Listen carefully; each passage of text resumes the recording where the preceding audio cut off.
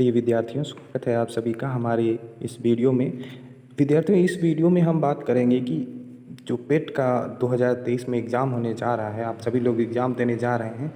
इस बार जो पेट का सिलेबस क्या रहेगा उस पर डिस्कस करने जा रहे हैं। अभी हाल ही में उत्तर प्रदेश अधीनस्थ सेवा चयन आयोग द्वारा पेट का एक रिवाइज्ड सिलेबस घोषित किया गया है, वो अपलोड किया गया है। तो उस सिलेबस के अनुसार ही हमको तैयारी करनी चाहिए, जो भी विद्यार्थी इस बार पेट का पेपर दे रहे हैं। तो निश्चित रूप से ये वीडियो आप सभी के लिए बहुत इंपॉर्टेंट है, क्योंकि आपको इसमें पता चलने वाला है कि हमें पढ़ना क्या है।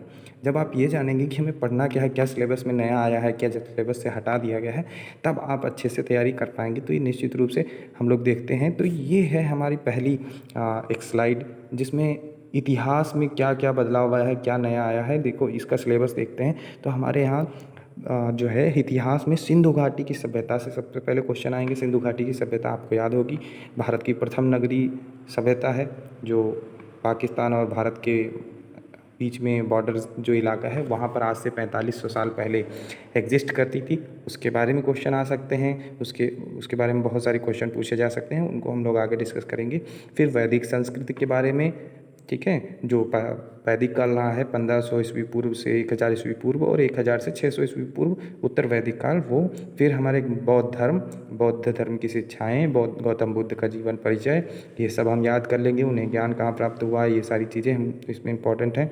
फिर हम दूसरा धर्म देखेंगे, जैन धर्म, महावीर, उनकी जीवनी और उनकी शिक्षाएँ, उनसे संबंधित स्थान, ये सब याद रखेंगे। उसके बाद मौर्य वंश आ जाएगा।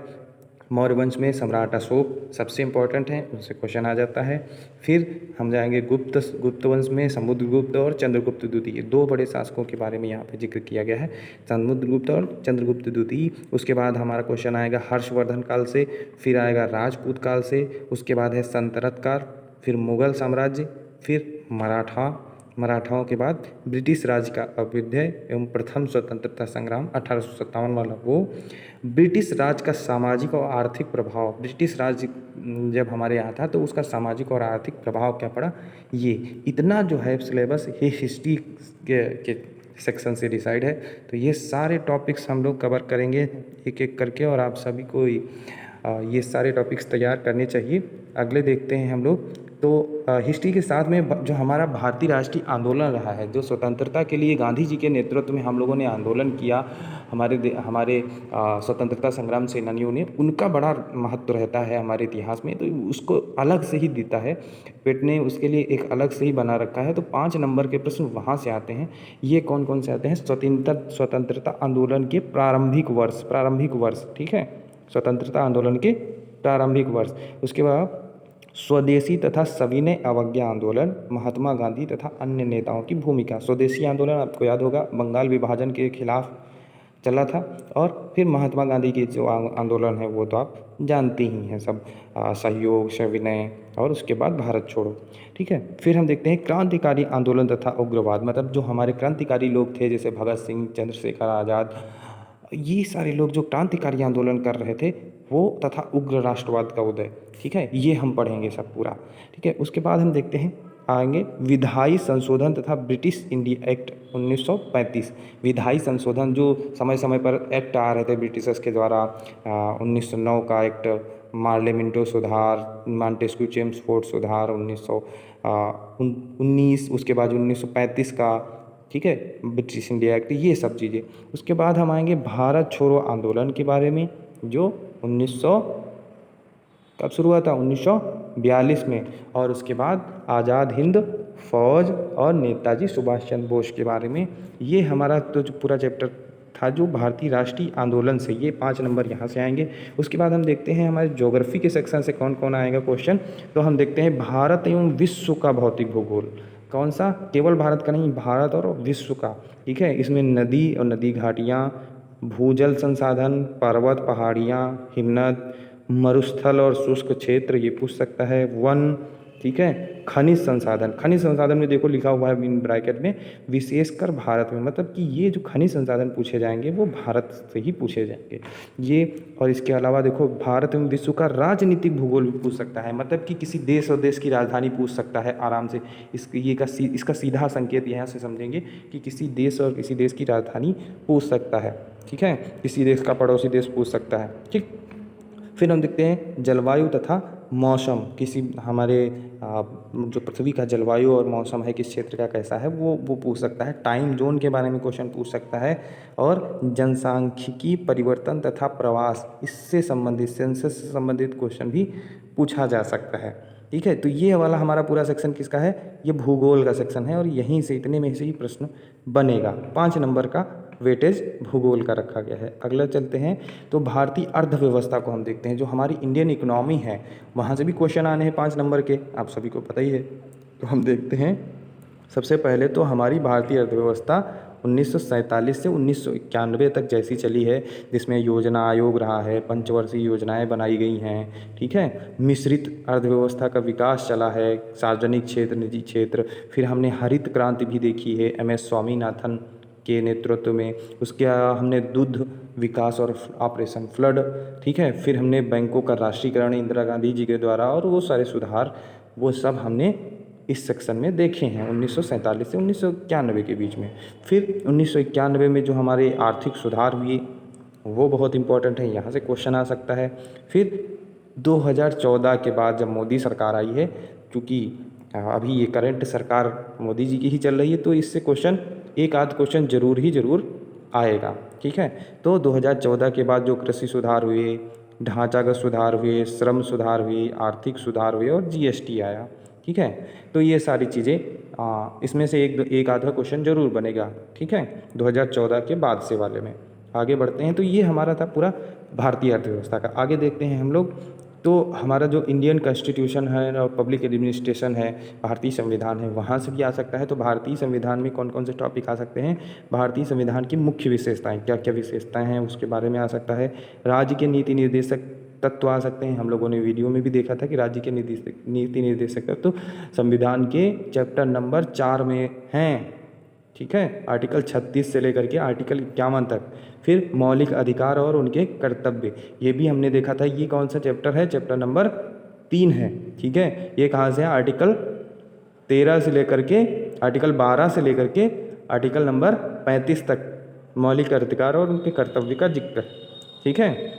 कर्तव्य वाला जो सेक्शन है, मौलिक कर्तव्य, वो कहाँ पे है, आर्टिकल 51 के A पार्ट में है, ठीक है। ये वहाँ से है। संसदीय प्रणाली के बारे में पूछा जा सकता है, हमारे संसदीय प्रणाली वाला चैप्टर पढ़ लेंगे। और संघीय प्रणाली, संघ एवं केंद्र शासित प्रदेश, राज्य केंद्र संबंध, इनके बारे में भी क्वेश्चन पूछा जा सकता है। और फिर हमारा न्यायिक ढांचा, सर्वोच्च न्यायालय और उच्च न्यायालय, ये सब पूछा जा सकता है। आर्टिकल 32 और आर्टिकल 226 जरूर पढ़ लेंगे। इन दो आर्टिकल बहुत ज़्यादा इंपॉर्टेंट हो जाएंगे इसमें, ठीक है। उसके अलावा जिला प्रशासन से भी क्वेश्चन आ सकता है, स्थानीय निकाय तथा पंचायती राज संस्थाओं से भी आ सकता है कि पंचायती राज कब लाया गया, पंचायती राज में क्या क्या व्यवस्था की गई, महिलाओं का कितना आरक्षण है, ये सब इसमें इंपॉर्टेंट क्वेश्चन बन सकते हैं। तो ये हमारा पूरा सेक्शन किसका है, पॉलिटी का सेक्शन है। 5 नंबर का वेटेज रखता है, इसको भी अच्छे से तैयार करके हम लोग पढ़ेंगे, ठीक है, ताकि हम उस जो 95+ परसेंटाइल का लक्ष्य है उसकी तरफ और अच्छे से आगे बढ़ सकें, ठीक है। अगला हम देखते हैं तो हमारा सामान्य विज्ञान, ठीक है, जनरल साइंस के जो क्वेश्चंस आएंगे वो प्रारंभिक भौतिक विज्ञान आ सकता है, मतलब कि जो फिजिक्स है, बेसिक लेवल का फिजिक्स, ठीक है, जो आप कक्षा 6, 7, 8, 9 और 10 तक पढ़े हैं। इससे ऊपर का क्वेश्चन नहीं आने वाला, बेसिकली कक्षा 8 तक ही आता है, ठीक है। उसके अलावा हम देखते हैं रसायन विज्ञान प्रारंभिक, बेसिक केमिस्ट्री, ये भी आपको पता होनी चाहिए। कक्षा 5, 6, 7, 8, 9 और 10 तक अगर जो आपने पढ़ी है तो आप आराम से इसको कर ले जाएंगे, कोई दिक्कत नहीं। 8 तक ही ज़्यादातर आता है। फिर प्रारंभिक जीव विज्ञान, बेसिक बायोलॉजी भी आपको आनी चाहिए। इन 3 बड़े सेगमेंट से 5 प्रश्न बनने हैं, एक नंबर के। तो आप ये वाला सेक्शन भी अच्छे से तैयार कर लेंगे। उसके अलावा देखो इस बार पेट ने क्या किया है, प्रारंभिक अंकगणित गणित में क्या क्या सिलेबस में रखा है, देखो ये जरूरी है। पूर्ण संख्या तथा भिन्न और दशमलव, पूर्ण संख्याएं और भिन्न दशमलव ये रखा है, ठीक है। पूर्ण संख्याएं क्या होती हैं, भिन्न क्या होती हैं, दशमलव क्या होती हैं, और इससे जुड़े हुए सवाल आएंगे इसमें। फिर प्रतिशत, परसेंटेज से संबंधित क्वेश्चन आएंगे जो पिछली बार भी आए थे और इस बार भी आते रहेंगे। फिर साधारण अंकगणितीय समीकरण आ सकते हैं। फिर वर्ग और वर्गमूल पूछा जा सकता है, सही बात है। घात और घातांक आ सकता है। और फिर एवरेज तो ये सब पूछा जा सकता है। तो ये भी, इसका भी मैथमेटिक्स का भी वैल्यू कितना है, 5 है। बहुत सारे बच्चों का मैथमेटिक्स में थोड़ा सा दिक्कत होता है, लेकिन परेशान नहीं हुई है, 5 नंबर का है, बहुत सिंपल है। आप अगर जो कक्षा 6, 7, 8 में मैथ पढ़े हैं तो आप आराम से ये सब कर लेंगे। कक्षा 8 तक ही की मैथ है ये। आगे बढ़ते हैं हम लोग। देखो हिंदी भी 5 नंबर की आनी है और बड़ा सेगमेंट है इसमें। देखो कौन कौन सी चीज़ें आ सकती हैं। संधि आ सकती है, बिल्कुल सही बात है, संधि आ सकती है। संधि तो बिल्कुल आ सकती है, ठीक है। इसके अलावा हम देखते हैं विलोम शब्द भी आ सकता है, पर्यायवाची, ठीक है। वाक्यांशों के लिए एक शब्द, लिंग, समश्रुत भिन्नार्थक शब्द, मुहावरे तथा लोकोक्तियाँ, सामान्य अशुद्धियाँ, लेखकों रचनाएं। इसमें से देखो भिन्न वाला जो संधि वाला है वो बहुत ज़्यादा ज़रूरी है, इसमें इम्पोर्टेंट है। पर्यायवाची बहुत इम्पोर्टेंट है, ठीक है। मुहावरे लोकोक्तियाँ बहुत इम्पोर्टेंट है। सामान्य अशुद्धियाँ इम्पोर्टेंट है। और लेखक और रचनाएं, ये 5 में जो है, ये 5 क्वेश्चन इससे आने हैं। तो इस 5 टॉपिक्स में से समझ लीजिए 4 टॉपिक्स से क्वेश्चन आना ही आना है, ठीक है। तो ये बहुत अच्छे से हम लोग तैयार करेंगे। हिंदी हमारी मातृभाषा है, इससे हम ज़रा सा भी नहीं घबराना है। हिंदी तो हमारे हाथ में है, प्रैक्टिस करेंगे, 5 का 5 सही करके आएंगे। आगे बढ़ते हैं हम लोग। फिर सामान्य अंग्रेजी, इंग्लिश, जनरल इंग्लिश के भी क्वेश्चन आने हैं 5 नंबर के, आपको पता होना चाहिए।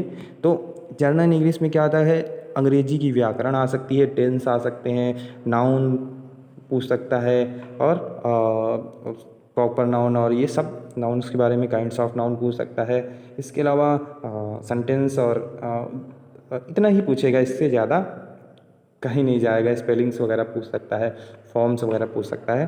फिर एक अपठित गद्यांश पर आधारित प्रश्न भी आएगा, ठीक है। हो सकता है कि अपठित गद्यांश में ही जो है 5 प्रश्न बना दे, उसमें 2 सामान्य व्याकरण के कर दें। तो यही अक्सर होता आ रहा है। तो ये बहुत सिंपल आता है, घबराने की बिल्कुल ज़रूरत नहीं। जिन बच्चों की इंग्लिश वीक है कोई दिक्कत नहीं है, आराम से हो जाता है, कोई दिक्कत नहीं है। हम लोग थोड़ा बहुत प्रैक्टिस कर लेंगे, हो जाएगा, ठीक है। इसके अलावा जो हमारी लॉजिकल एंड रीजनिंग आती है, लॉजिक एंड रीजनिंग आता है, वो हम देखते हैं। तो वृहत एवं लघु, क्रम एवं रैंकिंग, संबंध, समूहों से भिन्न को अलग करना, कैलेंडर एवं घड़ी, कारण प्रभाव, और कोडिंग डिकोडिंग आता है, ठीक है। और कथन का विश्लेषण, निर्णय, ठीक है। तो इनमें से देखो कोडिंग डिकोडिंग से एक क्वेश्चन आना ही आना है, और कथन का विश्लेषण वाला भी एक क्वेश्चन आना ही आना है, संबंध से एक क्वेश्चन आना ही आना है, ठीक है। और इसके अलावा कैलेंडर वाला भी क्वेश्चन आ सकता है। तो ये 3-4 टॉपिक्स में बहुत ज़्यादा इंपॉर्टेंट है, ये सब हम लोग पढ़ेंगे, ठीक है। आगे बढ़ते हैं हम लोग। तो अगला क्या है, समसामयिक करंट अफेयर्स 10 नंबर की आनी है, तो इसको तो बिल्कुल नहीं छोड़ेंगे। पिछले 6 महीने के सारा करंट अफेयर्स आप पढ़ते रहिए और आराम से आप इसमें 10 में से 10 नंबर ला सकते हैं। बहुत बड़ा अगर जो आप इसमें 10 में 10 ले आते हैं और बाकी के पेपर से आप अगर 60 नंबर भी ले आते हैं 90 में से, तो भी आपका 70 हो जाएगा। 70 हो गया आपका, मतलब कि आप 95% के ऊपर निकल जाओगे, ठीक है। तो ये हम देख लेंगे। भारत और विश्व से रिलेटेड थोड़ा सा खेल्स वगैरह भी देखते रहेंगे। G20 भी हुआ है वो देखते रहेंगे। और इसके अलावा अभी जो विशेष सत्र संसद का चल रहा है वो भी देखते हुए चलेंगे। अभी इसके पहले सार्क, आसियान, इन सब को भी देखते हुए चलेंगे। तो यहीं से हमारा क्वेश्चन सारे फ्रेम होकर के आएंगे। वर्ल्ड कप अभी आने वाला है वो देख लेंगे, ठीक है। एशिया कप हुआ है उसको देख लेंगे।